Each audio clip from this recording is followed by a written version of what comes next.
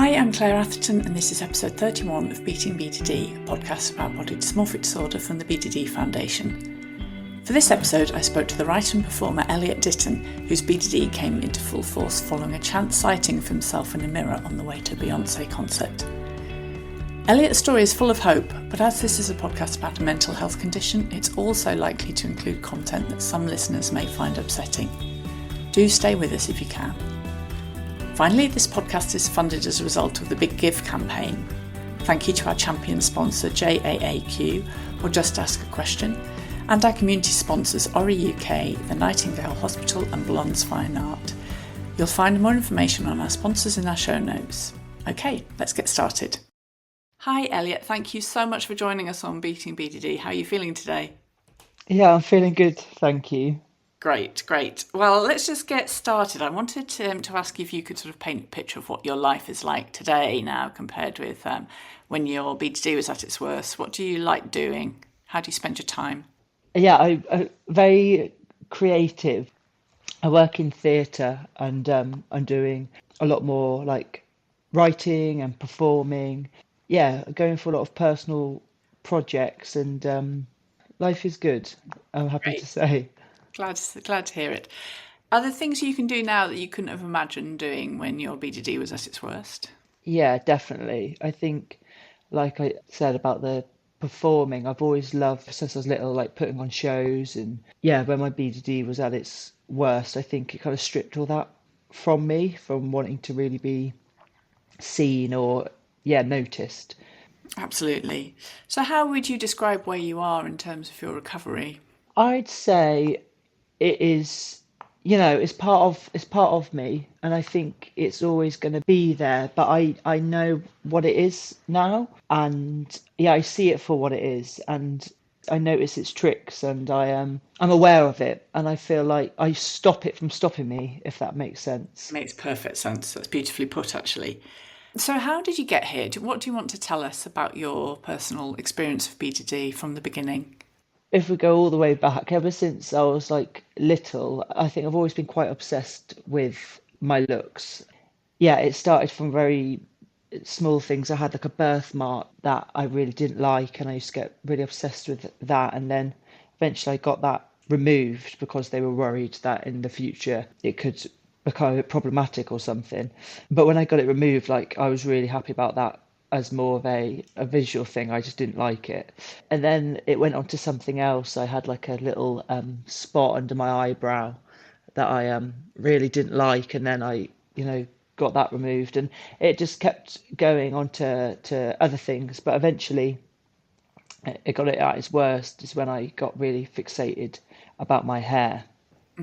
How did that happen then? So I was about 19. We were going to see Beyonce.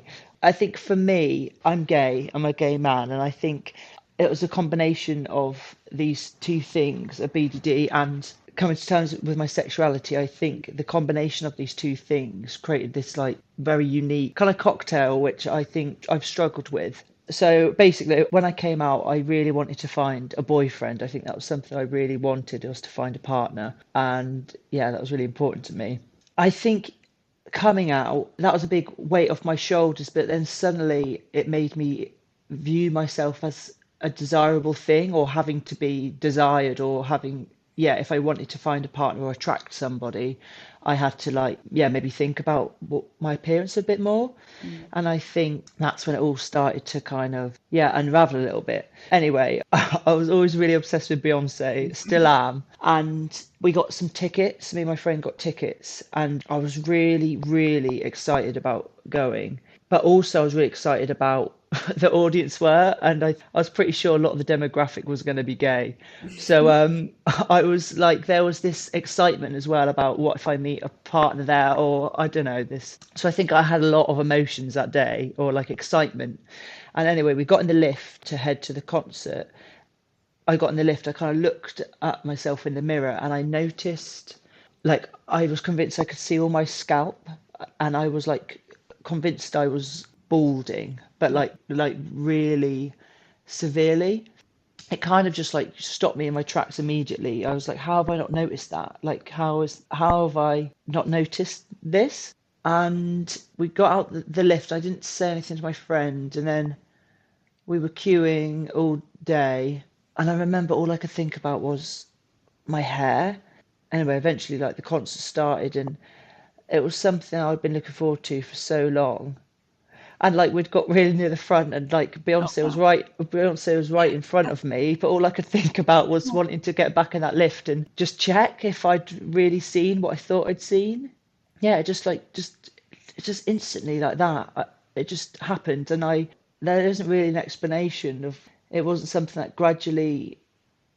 I don't know. Just it was just this immediate like I saw what I saw, and then that was it. That was just the beginning of it, and I went home and just got where every mirror I looked in, I could see it still, and I was just, yeah, it was just the beginning of it.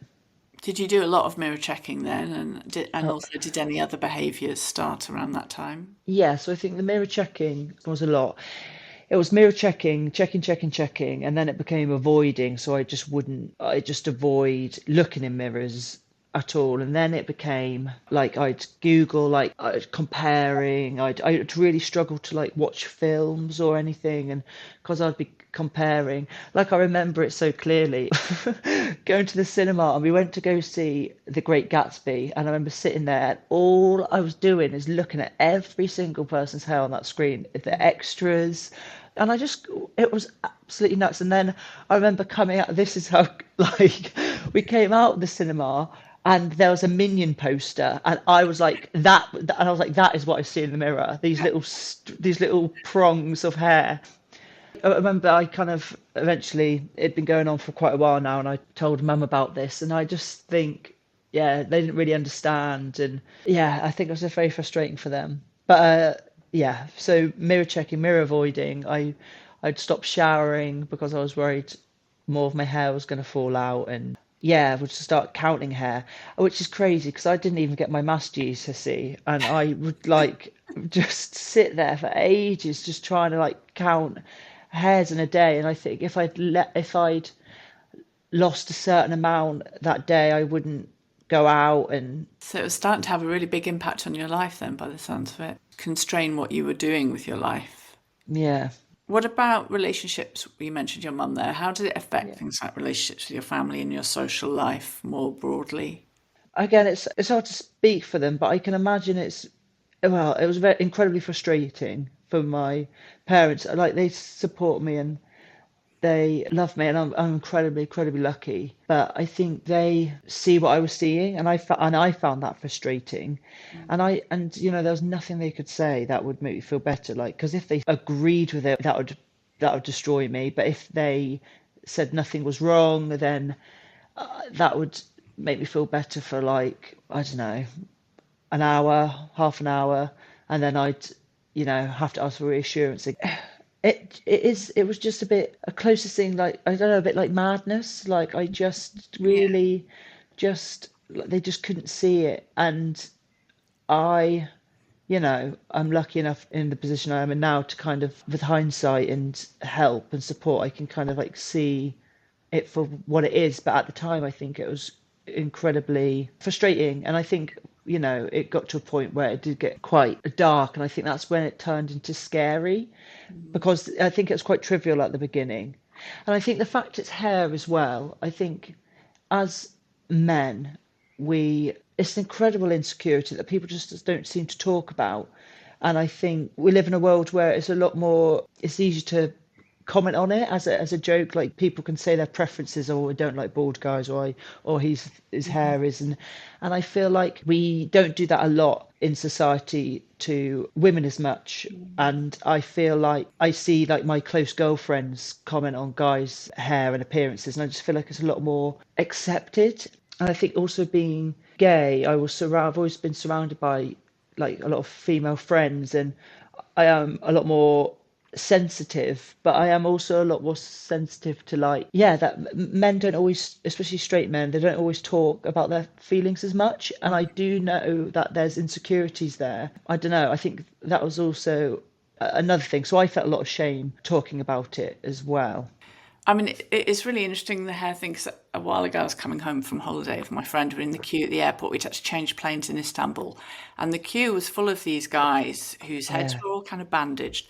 And I said to my friend, is Istanbul some sort of amazing global centre for brain surgery or something? She said, no, they've all had hair transplants. So, it's a thing. It's such a thing, like you say. And I agree that men tend not to talk about these things. And you can just be just as susceptible to those awful pressures that there are in the world to look a certain way and be a certain way as women can. So it's absolutely not to be underestimated, the impact. Yeah, 100%. And I think also there's the idea of like cosmetic surgery and going for it. Like if that's something you want to go for, then I think that's fine and there's no like shame with that or anything. But I think there was a part of me that knows that that wasn't going to be what made me feel better, Yeah. because I knew that that wasn't going to, because I would get obsessed with it. I know if I went to Istanbul and came back with a bandage around my head, and then it was months and months, I would then become obsessed about what that looks like, where they placed each Yeah. follicle, like is it looking, and that's why I knew that would never be an option. I knew that that wasn't what was going to make me feel Yes. better. I think you've really That's perfectly right. captured the distinction there between a normal kind of appearance concern and a BDD concern. So Yeah. that's. So how did you then discover that BDD might be the problem, not your hair? Yeah, I went to university and I studied performing arts, surprise, surprise. And my BDD was getting worse and worse, and I had to take some time off because it was just being around mirrors like in rehearsals, and I just would spend all of it just looking and running my hands through my hair, and yeah, eventually I got really down. My parents had to bring me home.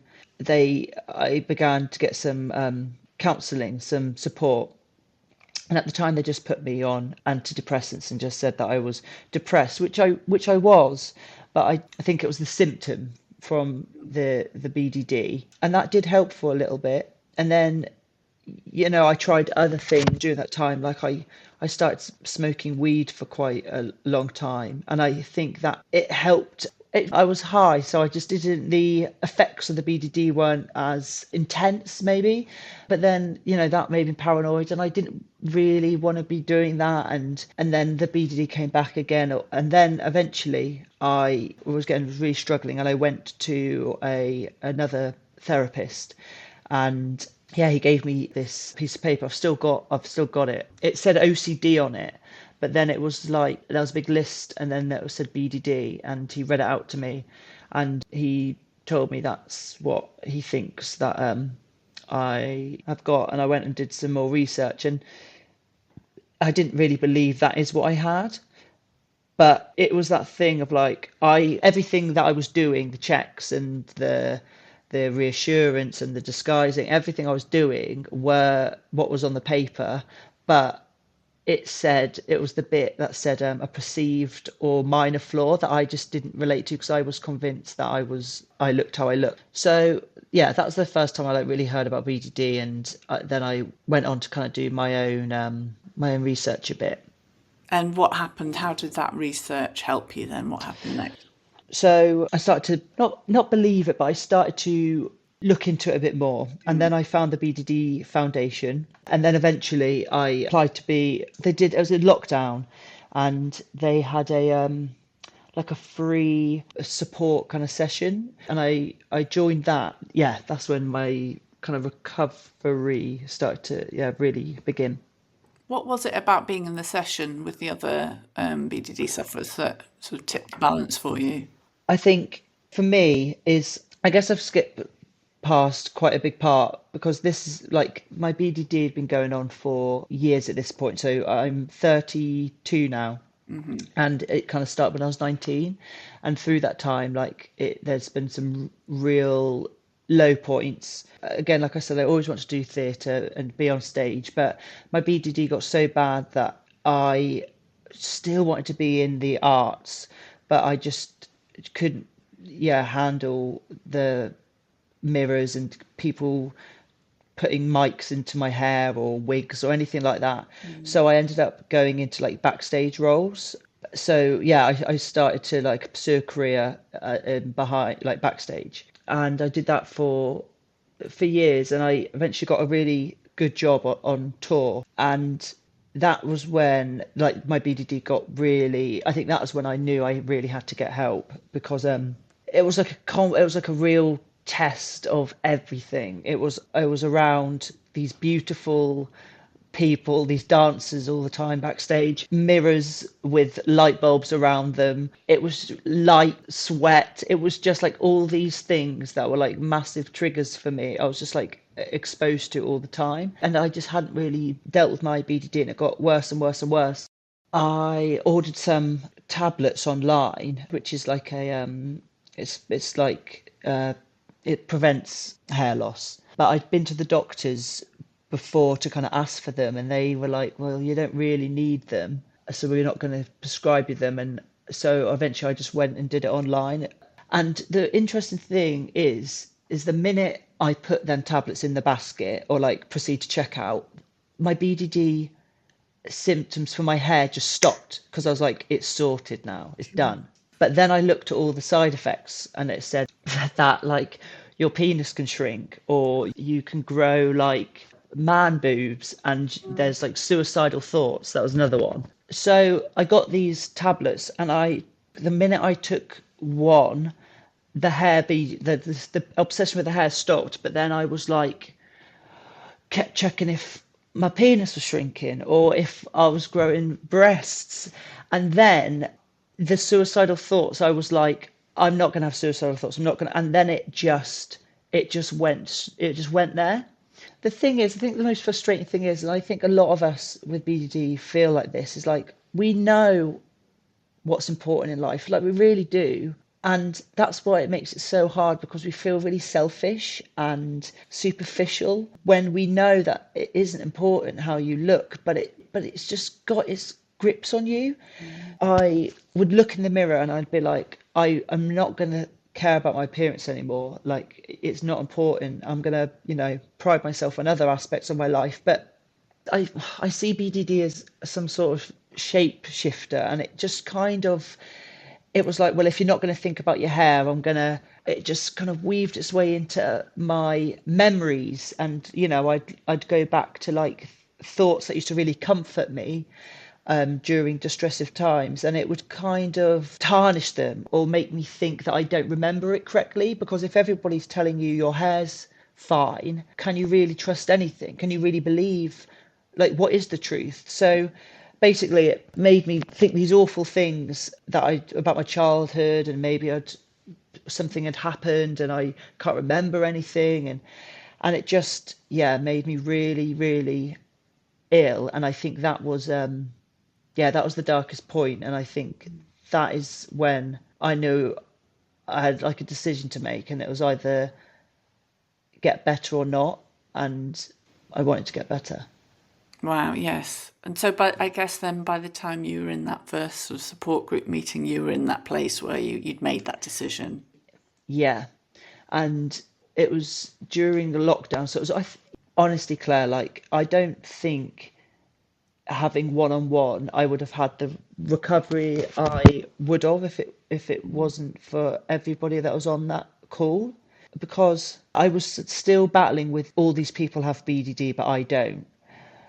Even though they were all saying exactly the same thing that I was. Like, all it was like a different part of their appearance that they were struggling with, but everything was the same. And I've always documented everything in my life. Like, I journal a lot and like keep things, and I journaled all through this experience, and I had all my worksheets to do during the sessions, and I've got them and I look back at them. But what I ended up doing was basically writing about everybody on the call, about what they wanted to get out of it and how they were doing. And like recently, I was looking back at them, and I just remember feeling incredibly like frustrated that I never saw these people either. Like, a lot of us didn't have our cameras on because of, Yeah. BDD, but like, even though they would describe themselves as these hideous people, like, they always came across as very beautiful, because like you can hear, yeah, I don't know, it was everyone supported each other. Yeah, I just think I had a lot of empathy, and eventually when you have the same conversations over and over again. You have to kind of apply that to yourself. Yeah, that was definitely the beginning of my recovery. So, just to be clear for listeners, then you actually took part in the official program, didn't you? The Overcoming BDD program through the BDD Foundation, didn't you? Yeah, I did. Yeah. So it's like 20 weeks or something, was it? Yeah, it was a 20-week program, and during that time we'd go through different exercises to do, and there were different things each week, and then we'd come back and we'd reflect. Yeah, and then we'd talk about what we need to do the next week, and we'd come back, and it was amazing. It was hard. It was really difficult, but it was amazing. But yeah, again, like I said, incredibly like I felt like sometimes I felt very, very, very angry that this thing is just taking. Like I remember one person wanted to be a comedian or tell like write jokes, and but then every time he laughed, he hated what it looked like when he was smiling. I don't know, like it's so insidious, and it was just like I don't know, like it was just taking joy from. Again, I think the exposure for me, what helped me is seeing all these lovely people feeling like they can't do stuff that's going to give them joy. And I think a lot of it took like a good 10 weeks, or like half of it is just allowing yourself to feel like you're allowed to do what will make you feel better. Do you think there was a point during the program when you had a eureka moment and you realised that you were starting to get better? I think it was a slow. Again, I don't think that was like, unlike the BDD that just like floored me, and just like I remember that Beyoncé moment so clearly. But for recovery, I think it was a lot more gradual. And I think again, like it's something that it'd be a part of me, and I'm okay with that. Like I'm at peace with that. And I'm incredibly proud of it in some ways. I think there was an exercise called Theory A, Theory B, which I think about a lot. And it's basically, Theory A is the kind of thought process you've been following thus far. Like, I am losing my hair. What does this mean for my future? It means that I will never find a partner and I'll end up alone. And then Theory B is like, what we need to try, we're going to test in therapy is, I'm incredibly self-conscious about my hair. And then what this means for my future is like I will find a partner, that, appreciates me for things other than my appearance, and and that means I'll live a happier life with somebody that appreciates me for the things that I want them to. When we had our sort of pre-recording chat, you said something to me that I found really interesting about BDD being like a shapeshifter. Yeah.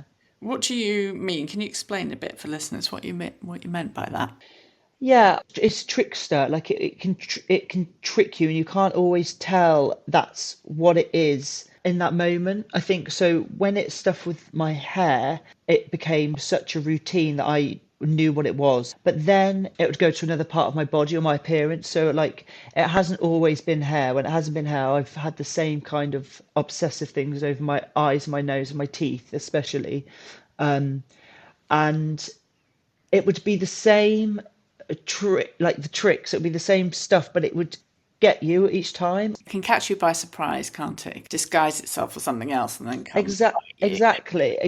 And I think it's like what I said about my like childhood memories as well. I think like it was so strong, had such a hold on me, the BDD, and like it was focus, I think, as well. Like with my hair, I had it was under control because I could just like keep it there, and I could just focus on that, and I could just obsess about that. And as long as I had put all my time and so much intensity into this one specific thing, then it can't really bleed out into other things.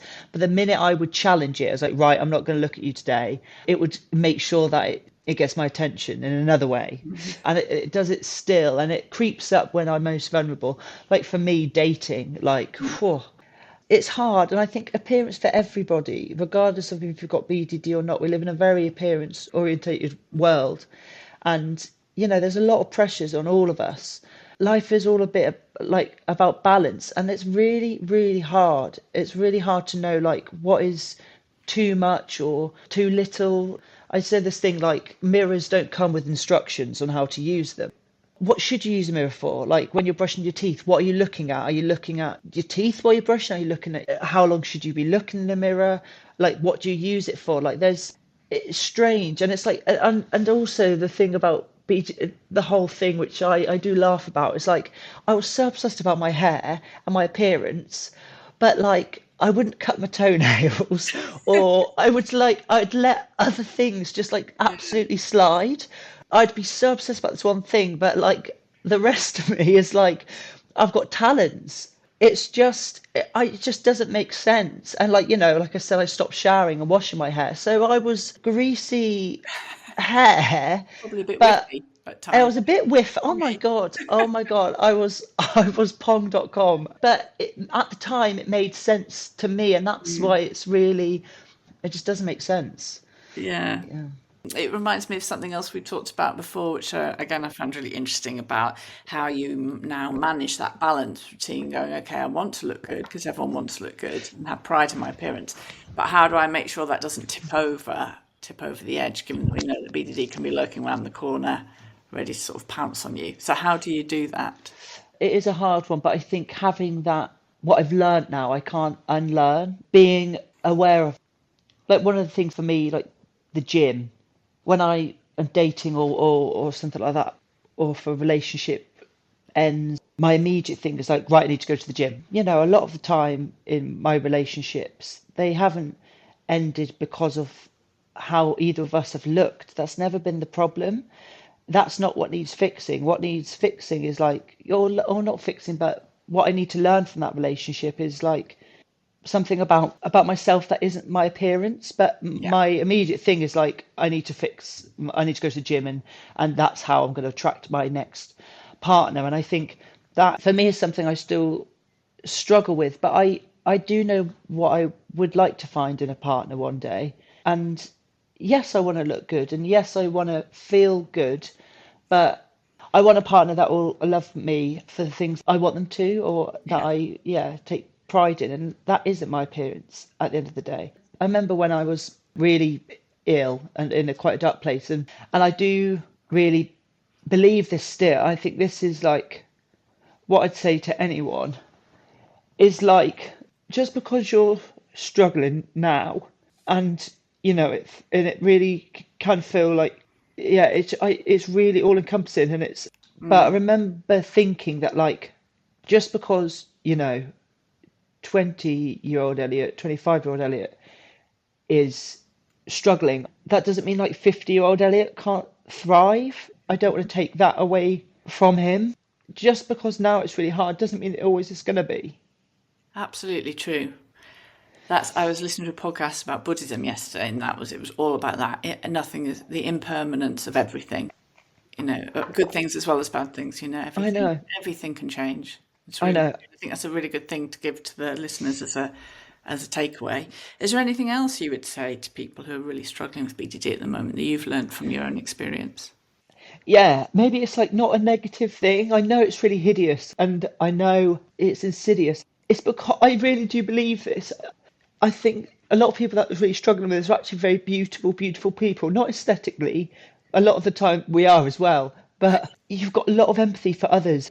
I don't know, I really believe that. And I know you feel gross inside as well, because you feel selfish and you feel, yeah, you're shallow, and like, all these things are happening around the world and it doesn't really matter, but it's not your fault. Like, it's just sometimes things just happen. And I think a lot of my life I've tried to find out why this happened to me, like what could it be. And there's loads of reasons it could have happened, but ultimately, by trying to find an answer, I think I was expecting to like find this answer and then it was all just going to go. That isn't really. It's about just like looking forward. It's been such an interesting interview. I'm so grateful to you, Elliot. It's really lovely to hear your story. And I totally agree. I think everyone I've interviewed, I would say, for this podcast has just had a really beautiful soul. I think it's a really universal factor about people who've had that kind of experience.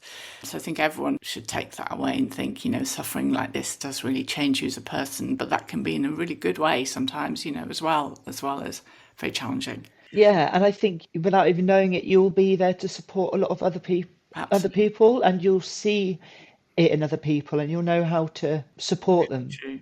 So I have one final question before you go, Elliot, which has really been eating away at me. Have you seen Beyoncé again since that fateful first occasion? And if so, how was it? I have, and it was amazing. I went to see the Renaissance tour. I want to go see the Cowboy Carter one coming up, but I can't afford it. So if there's anybody listening who wants to send me some, give me a ticket. No, it was amazing. And yeah, and that was also a moment of like, I don't know how she'd take this, but Beyonce to me is like the soundtrack of my BDD. She's been there, she's been there through it all, releasing like albums. Yeah, I've been on different parts of my recovery, the highs and the lows, and like, yeah, but that's what I mean about like, I didn't think I'd be able to talk about it so openly like from the beginning, but life happens and you change and you learn and like things take time. But I know it sounds a bit strange, but I wouldn't change it because yeah, it's kind of made me who I am, and it's given me the experiences, and yeah, and it's influenced a lot of what I want to do with my life now. Yeah, Yeah, exactly. Elliot, yeah. thank you so much for being so honest with us. It was a really fantastic interview. I'm sure it's going to Oh, help so many people. So thank you so much for taking part. thank you, Claire. No, I really appreciate you asking me. No problem. Take care of yourself. You too. Thanks again to Elliot for sharing his BDD story with such honesty and wisdom. For more episodes, search for Beating BDD on major podcast apps and on Spotify. You can also leave us feedback by following the BDD Foundation on Instagram, Twitter, YouTube and Facebook. I'll be back with another interview as soon as I can. Until then, remember that this podcast isn't therapy, so please do seek help from a trained professional. Thanks for listening.